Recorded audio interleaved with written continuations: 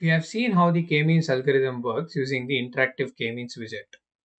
Now we are going to make use of the k-means widget that is present in the unsupervised tab, as is what we normally do in practice. We're going to connect the two of them, and we'll also visualize the clusters that are formed using a scatter plot. I'm going to connect the two of them. Once we have this set up, you see that this is our initial points. And now I've used k-means. So when I open this k-means tab, there are a few things present here. So let us also open the scatter plot to view things simultaneously. So here, if the color is not there, you can go to color and click on cluster. So what this says is that based on the clusters that were created using the k-means algorithm, the points are colored using that. So firstly, there is an option called as number of clusters. So if we select fixed, now the value is at 4, which is where we see that there are 4 clusters that the points are assigned to at the end of the k-means algorithm.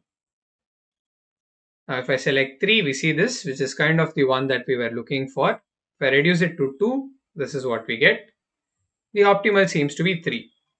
But how do we know this beforehand? So what is the value of k that we require? So one of the options that is present in orange is we can click on this from option which says 2 to 8. You can give it the range that you require. And as soon as we do that, we also see this thing called a silhouette scores open up on the side. And it looks like higher the silhouette score, the better the clusters that are formed. So if I go for just 2 clusters, its score is 0.581 and we see this. And 3 has a score of 0.782 and clearly this is better.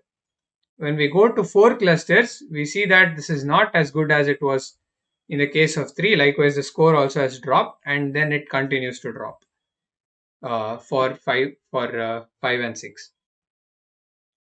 So based on these values, it looks like the best option that we have is to go for 3, which has the highest score. So using orange, this is one of the ways in which we can sort of identify what is the good value of k that we can use for our algorithm. There are some other options that are present here, with the reruns being the idea that I explained previously, where we can run the algorithm multiple times and observe the result across all those runs. And the other part is maximum iterations, which is, if you recollect, in this algorithm, we perform the steps of recomputing the centroid, then reassigning membership, again recompute centroids, and so on.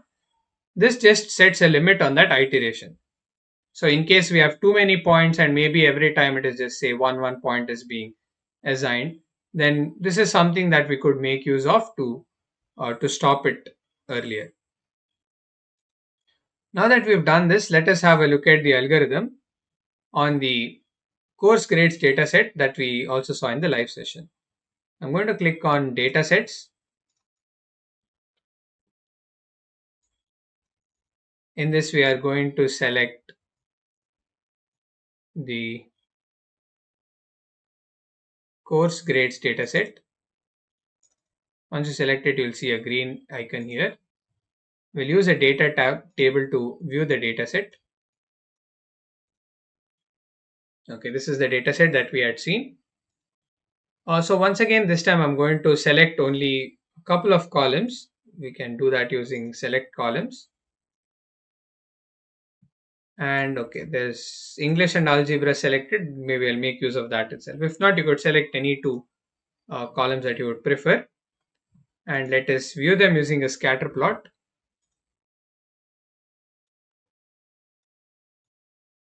Okay, this is how it is present. And if the label is not present, you can add it here. Let us also use the k-means algorithm on this. So I'm going to pass the data to this k-means widget, and we can again view it using a scatter plot. So we'll connect k-means to the scatter plot. Okay, so this time, based on the silhouette score, it looks like k equal to 5 is the one that is giving us the best silhouette score. So as you can see on the right side, these are the clusters that are formed. So the students are for the features English and algebra, on the basis of this, they have been put into 5 clusters. And we can also see that this is not a very bad choice of clusters. The ones that have scored high in both English and algebra are forming one cluster here, that is Bill and Ian. And likewise, there are 4 of them here who seem to have done well in algebra but not so much in English. And here there is another cluster of those who have done well in English but not so much in algebra. Likewise, now in this particular example that we took, there were just 2 features, English and algebra.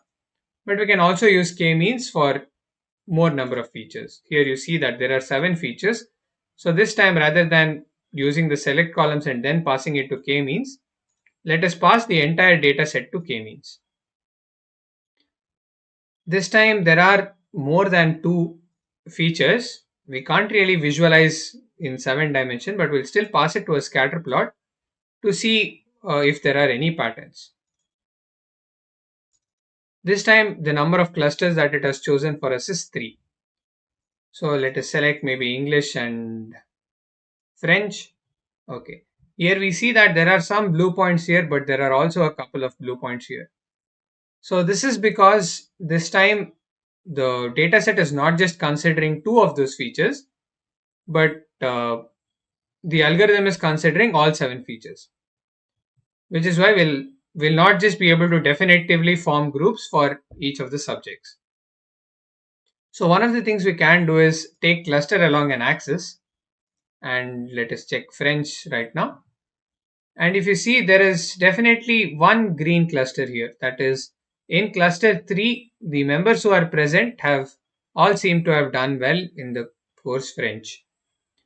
Likewise, majority of them in cluster 1 seem to be on the lower side of things. Let us have another look at another subject, say history. Okay, and this time we see a much better separation. So all those in cluster 3 seem to have done well in history.